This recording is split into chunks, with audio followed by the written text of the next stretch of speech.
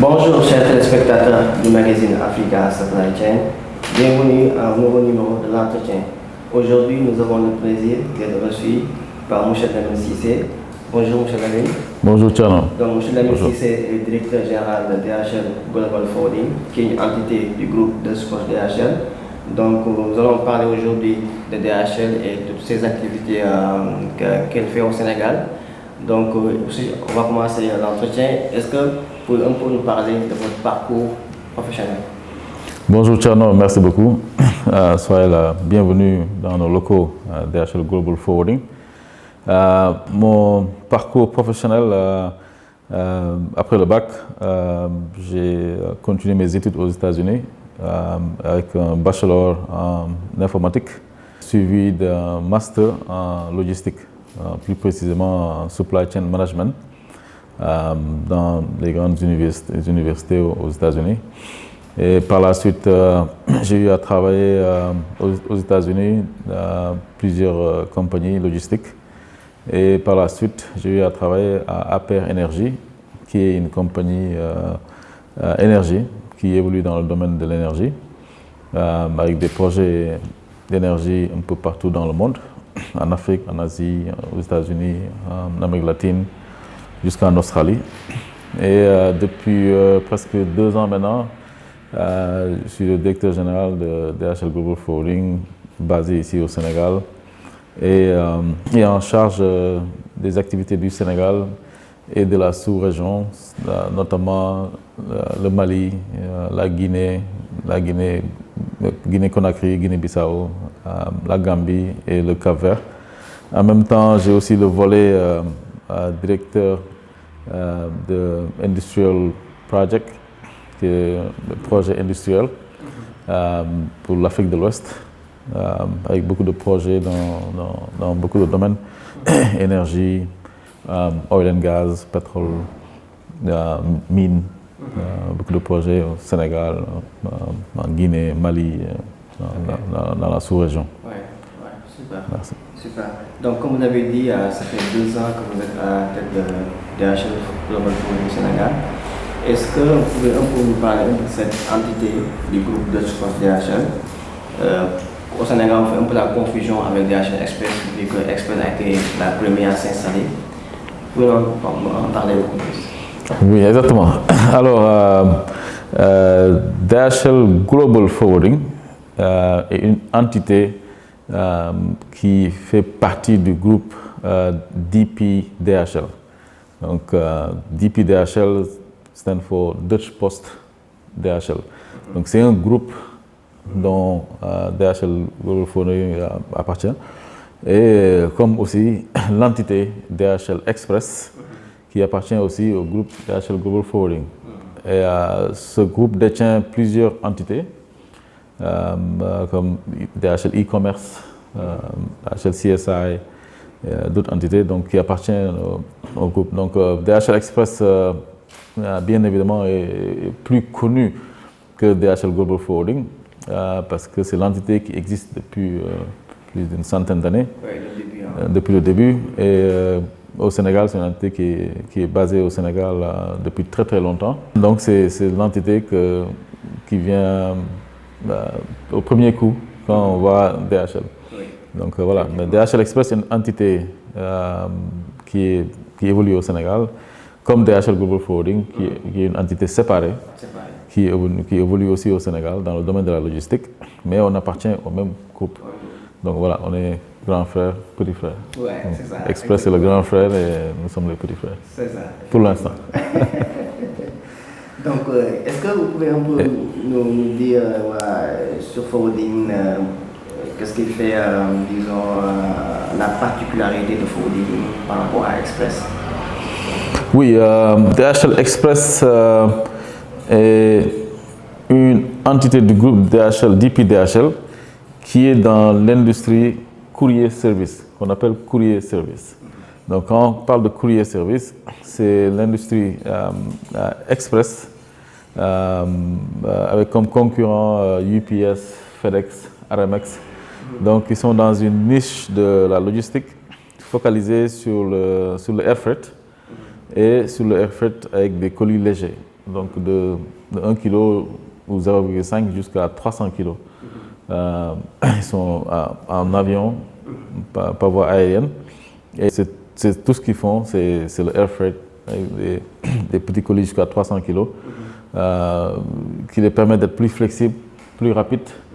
Et souvent, c'est des urgences que les clients ont besoin d'envoyer des colis ou des enveloppes, des passeports, des téléphones, n'importe quel truc, jusqu'à 300 kg de point A à point B. Donc pour aller vite, ils sont dans cette industrie, qu'on appelle courrier service, qui concurrencie la poste ou les postes un peu partout dans le monde, national et autres. Et UPS, FedEx, Aramex, qui sont aussi dans ce domaine. Donc ils sont dans la logistique, dans un domaine très particulier, le courrier service. DHL Global Forwarding est dans la logistique comme transitaire. Donc on est sur toute la chaîne de la logistique. Donc tout ce qui est voie aérienne, air cargo, on le fait, c'est un produit, comme on l'appelle dans le langage de DHL, on l'appelle des produits. C'est un produit qu'on fait. On fait aussi du maritime, ce qui peut surprendre beaucoup de gens. Quand on dit DHL fait du maritime, c'est un peu surprenant. Voilà, exactement. Mais on fait du maritime, on fait beaucoup de maritime.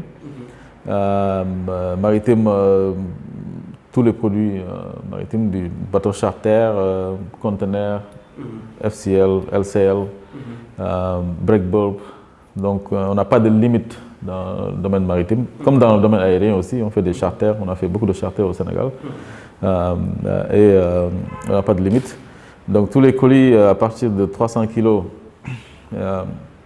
plus de 300 kg, normalement c'est DHL Global Forwarding qui s'en charge. On fait aussi de l'entreposage. On donne des services d'entreposage. On fait du fret routier à l'intérieur du Sénégal, comme dans les pays limitrophes. Il y a beaucoup de fret routier au Mali, en Mauritanie, en Guinée. Et on fait aussi du transit. Et on le fait on est agent douanier, on a notre propre agrément et on le fait in-house. C'est pas quelque chose qui est outsource. On le fait in-house avec nos propres équipes transit et autres. Donc on est sur toute la chaîne, on peut dire, sur toute la chaîne logistique, de point A à point B, maritime, aérien, transit, entreposage et fret routier. Donc c'est notre domaine, c'est le domaine dont on évolue.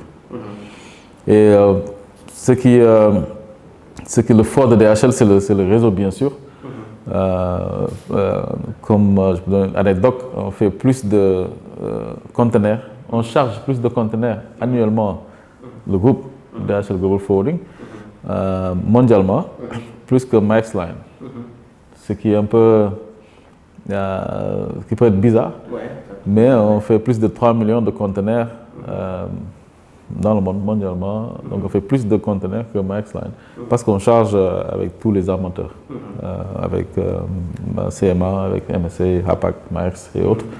Donc combiné, DHL fait plus de conteneurs que Maersk Line. Donc on fait énormément de maritime. D'ailleurs, ça nous permet de faire une bonne transition par rapport au maritime où DHL joue un rôle très important.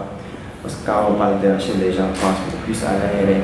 Est-ce que vous pouvez nous parler des performances que vous faites, on en parle tout à l'heure, en dire beaucoup plus sur ces performances que DHL fait en tant que transitaire dans le transport maritime au niveau mondial? Oui, donc dans le transport maritime, comme je l'ai dit tantôt, on fait énormément de conteneurs FCL mondialement, un peu partout dans le monde. Comme DHL Global Forwarding, une entité qui existe dans 200 pays, il y a des stations dans 200 pays, donc éparpillées dans tous les pays au monde, presque. Donc on a énormément de clients dans différentes industries. Et on gère le colis à travers la voie maritime et on charge avec tous les armateurs partout dans le monde.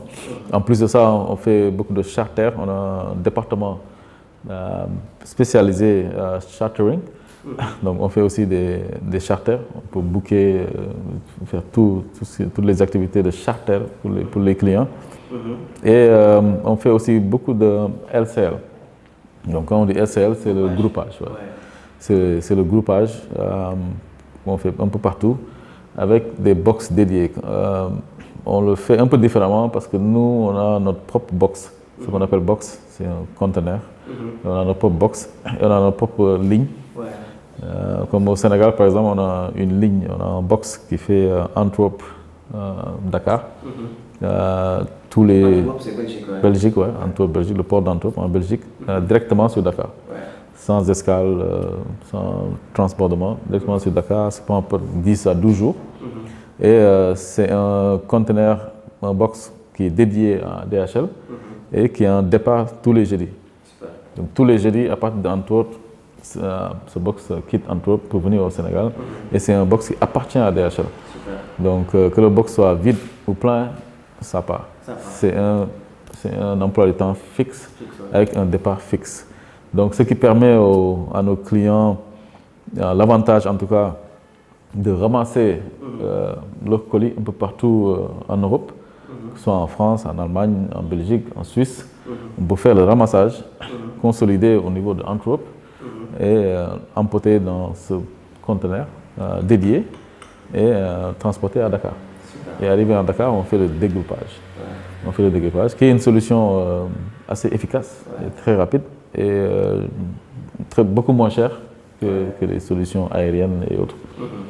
Et comme je dis aussi, on travaille aussi beaucoup dans le pétrole et le gaz au Sénégal. On est leader, en tout cas ici au Sénégal, en tant que transitaire dans ce domaine logistique du pétrole et le gaz. Et donc on fait beaucoup de shipments, beaucoup d'expéditions pour les compagnies pétrolières, que ce soit à l'import comme à l'export.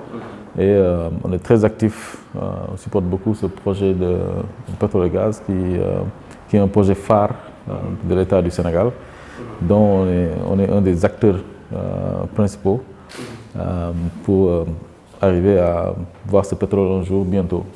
Et le gaz aussi qui est très important. C'est vraiment acteur actuellement des projets en cours concernant l'exploitation du pétrole et gaz. Exactement. Exactement. Et aussi on est dans d'autres industries, énergie.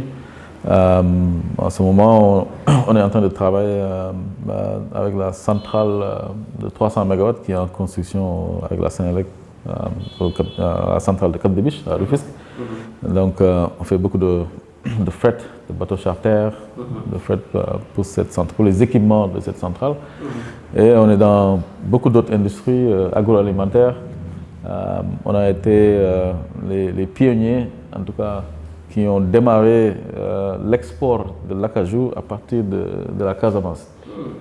On a été un des premiers acteurs à stimuler cet export à partir de Ziguinchor, là où au début c'était quelques conteneurs qui partaient, et aujourd'hui on parle de milliers de conteneurs qui partent, et DHL a été un des premiers acteurs à mettre ça en place, à mettre cette solution en place.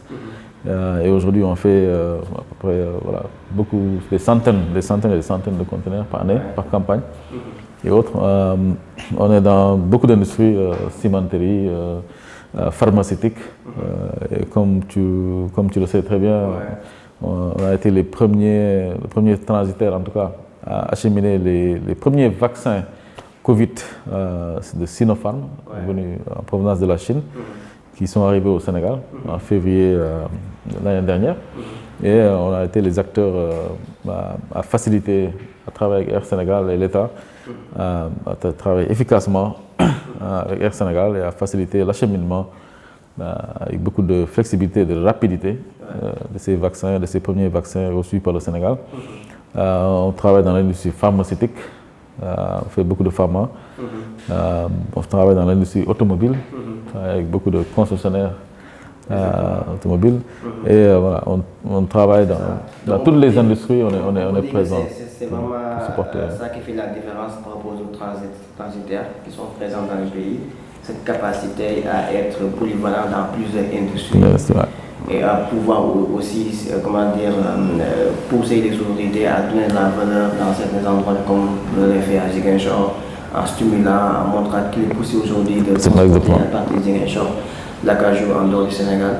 Donc voilà, pour en tout cas, les clients qui nous suivent, donc ils peuvent contacter DHL vraiment pour toutes ces activités de transport maritime, aérien, FCL, LCL. Exactement. Donc pour la ligne maritime, la LCL, je pense que c'est très important pour les importateurs qui font beaucoup de transit.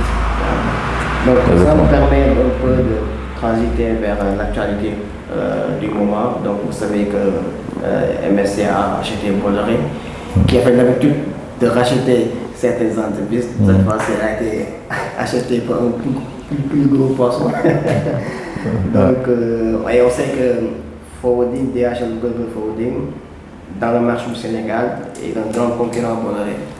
Donc, nous, ce qu'on aimerait savoir, c'est qu'aujourd'hui, est-ce que ce rachat-là aura une conséquence? Est-ce que ça va beaucoup bousculer votre rapport de force avec Bolloré? Oui, en fait, vous savez, comme vous venez de le dire, Bolloré est un de nos concurrents, presque notre concurrent numéro 1, je dirais, dans le marché de la logistique, surtout en Afrique, surtout au Sénégal. Et voilà, de mon avis, MSC nous a devancé en rachetant Bolloré. Mais nous-mêmes, DHL, en tout cas, mon propre opinion, mon objectif, c'était d'acheter Bolloré. Et voilà. Vous étiez parmi les... En tout cas, moi, j'étais dans cette logique de gagner la concurrence et de racheter ce business en gagnant la concurrence, tout simplement. Et autres. Mais bon, MSC nous a devancé avec beaucoup d'argent. Donc, voilà. Bon, mon opinion personnelle, je pense qu'il y a un grand changement, un paradigme qui est en train de s'effectuer, en tout cas dans le monde de la logistique. Ce n'est pas la première fois qu'un armateur vient de racheter, en tout cas, une compagnie qui est beaucoup dans le transit. On a vu ça avec Maersk, qui est devenu aussi transitaire aujourd'hui. On a vu ça avec CMA, qui avait racheté Seva et autres. Donc on fait face à ce phénomène d'armateurs qui veulent être présents sur toute la chaîne logistique maintenant. Ils veulent expandre leurs activités au lieu de rester dans le domaine d'être armateur, compagnie maritime. Maintenant, ils sont sur toute la chaîne. Donc maintenant, ils font du transit, ils font du transport local, ils font de l'entreposage, ils veulent être toute la chaîne. Donc, ce qui, de mon avis, qui est un risque, en tout cas, pour les transitaires, surtout les transitaires locaux, ça représente un grand risque parce que ces armateurs ont beaucoup de moyens financiers, des réseaux et autres, et sans compter leur base de données, de clients qu'ils ont. Voilà, c'est vraiment un risque, en tout cas pour l'industrie du transit. Pour moi, c'est un risque. Mais néanmoins, ce qui concerne DHL, on n'est pas inquiet ce n'est plus une chaîne logistique. On parle de supply chain. Chaîne logistique, c'est une chaîne. Voilà. Là, maintenant, on fait face à, je l'appelle un bâton logistique. Ce n'est plus une chaîne, c'est un bâton maintenant. Et malheureusement, il y a un seul maillon voilà, exactement. Qui est présent partout. Exactement. Et c'est un risque en tout cas pour l'industrie de la logistique des transitaires. C'est un grand risque, voilà, de faire couler en tout cas beaucoup de transitaires et autres. Mais ce qui concerne DHL, on n'est pas vraiment inquiet de ces acquisitions, de ces rachats. On croit à la compétition et autres, et on croit à notre expertise de plus de 100 ans. Ça fait plus de 100 ans que DHL existe, donc on croit à notre expertise Et on a aussi les moyens qu'il faut, on a aussi le réseau qu'il faut et autres. Donc on n'est pas inquiet. Bon, il y a aussi un aspect, je veux dire, un aspect légal ou bien souverain que je pense que les gouvernants doivent regarder, à mon avis. C'est tout ça. À mon avis, en tant que DHL, je ne suis pas inquiet, mais en tant que pays souverain, État, je pense que l'État doit regarder de plus près, en tout cas, de plus près ces changements qui se déroulent, exactement, et d'éviter des monopolies. D'éviter des monopolies parce que ça ne favorise pas la concurrence. Ça ne favorise pas le marché, ça ne favorise pas le pays en tout cas. D'éviter la monopolie. Comme aux États-Unis, le gouvernement américain fait tout possible du côté point de vue législation et autres pour éviter les monopolies. Je vous raconte par exemple, il y a des années-lumière, dans la télécommunication aux États-Unis, AT&T était devenu une monopolie. Une monopolie presque totale de la télécommunication aux États-Unis. Et autres, donc le gouvernement américain a dû casser cette monopolie pour favoriser la compétition. Donc voilà, c'est en tout cas de regarder de plus près. Vous voulez conseiller aux États, au gouvernement, surtout africain, un peu d'éviter que ces grands armateurs, ces grandes multinationales, en tout cas, monopolisent toute la chaîne logistique. Exactement. Dans le pays. Exactement. Et tue l'industrie transit dans nos pays. Et de logistique, exactement, localement. Il y a des transporteurs terrestres. Oui, il y a des transporteurs, des compagnies qui sont spécialisées dans le transit. Il y a des compagnies qui sont spécialisées dans l'entreposage et autres qui vont être affectées, qu'ils le veulent ou non, qui vont être affectées par ces grandes compagnies qui viennent petit à petit prendre le marché. Pourquoi j'ai dit ça? Parce que tout simplement, un armateur a ses propres bateaux et autres, a ses propres espaces, il vend de l'espace. Et traditionnellement, il vend de l'espace aux transitaires, comme moi, comme d'autres transitaires. Ils vendent de l'espace aux transitaires à un prix défini, n'est-ce pas? Et nous, transitaires, notre travail, c'est de vendre l'espace à nos clients. Exactement. Aux clients. Exactement. Et aujourd'hui, ces armateurs vendent directement de l'espace aux clients. D'accord. Donc, il y a une compétition, n'est-ce pas? Maintenant, qui fera la police pour réguler ou bien pour vérifier que ces prix, les prix que les armateurs vendent aux clients, ces prix sont compétitifs? C'est ça. Je ne sais pas si vous me comprenez. Je comprends, effectivement. Aujourd'hui, l'armateur, s'il me vend de l'espace, je dois mettre une marge, je vends à mon client. Effectivement. Mais si l'armateur derrière vend moins cher, le même espace en tout cas, vend moins cher au client, au prix qu'il me vend ou bien moins, cette concurrence n'est pas loyale, à mon propre avis. Cette concurrence, voilà. Transitaire, qui doit être l'intermédiaire entre le client et la compagnie maritime. Exactement.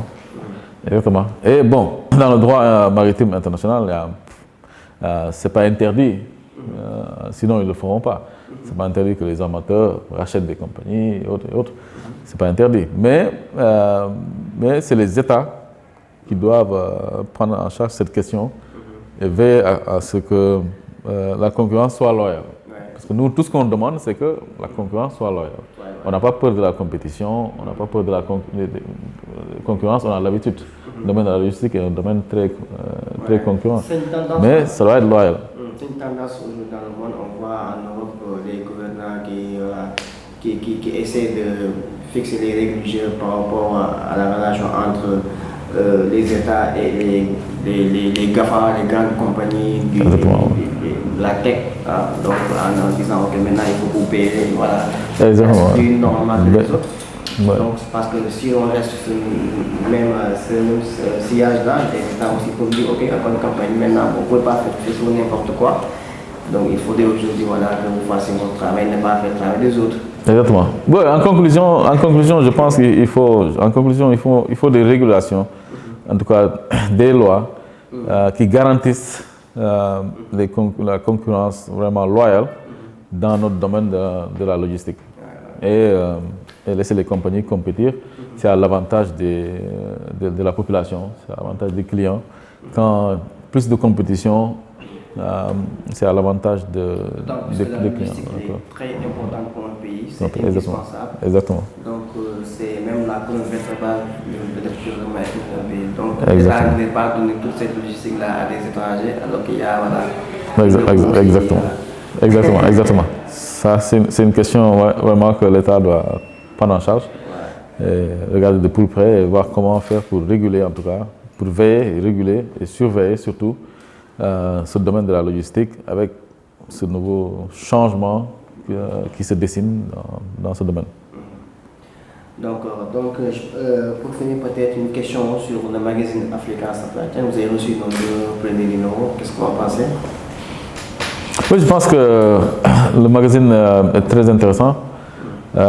Ça permet à tous les acteurs, que ce soit les transitaires, les armateurs, les transporteurs, les clients, la population en général, les étudiants, les écoles, les gens qui sont intéressés par la logistique, les gouvernants et autres, avoir la bonne information et de pouvoir partager les expériences et de pouvoir soulever des questions importantes comme cette question des armateurs afin voilà, de trouver des solutions ou en tout cas de proposer des solutions. Je pense que c'est un magazine que j'apprécie beaucoup, que je lis tout le temps et qu'on doit beaucoup encourager en tout cas dans notre pays et même dans la sous-région parce que l'information est la chose la plus importante dans la logistique, c'est l'information.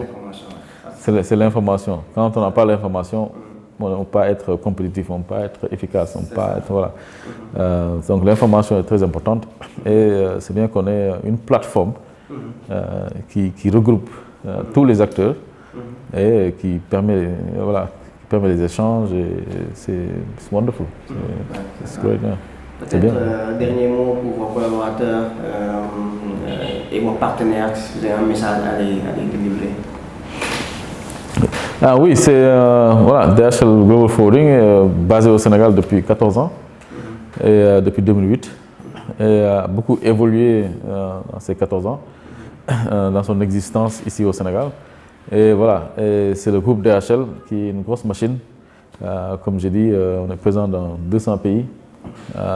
Et c'est la deuxième compagnie qui a plus d'employés dans le monde. Je ne sais pas si vous le savez. C'est la deuxième compagnie qui a plus d'employés dans le monde, avec plus de 500 000 employés au niveau mondial. Donc c'est fort.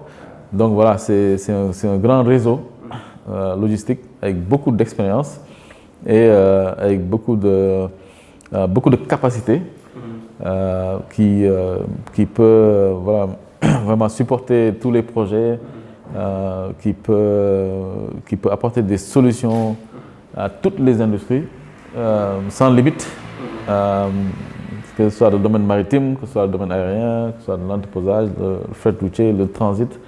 DHL est une force de la logistique qui est leader en tout cas dans ce domaine.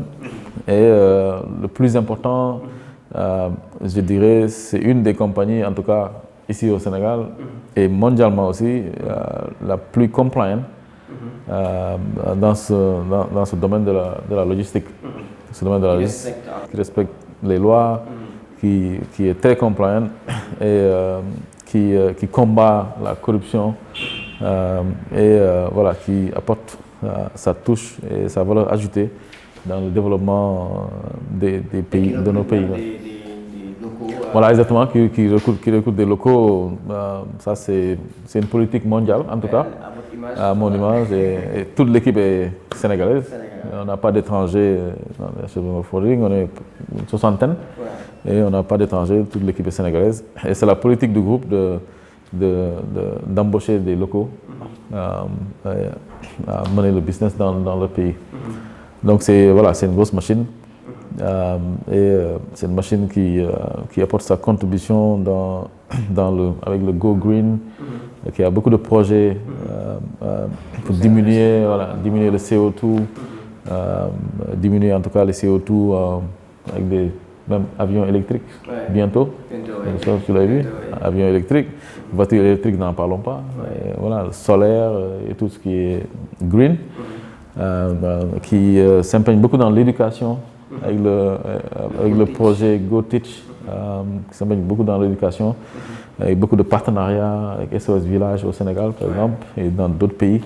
Le Go Teach qui donne beaucoup d'opportunités de stage pour les étudiants, de volontariat et autres. Donc DHL est vraiment une responsabilité sociétale. Voilà, il y a une grande responsabilité sociétale et qui est en tout cas un exemple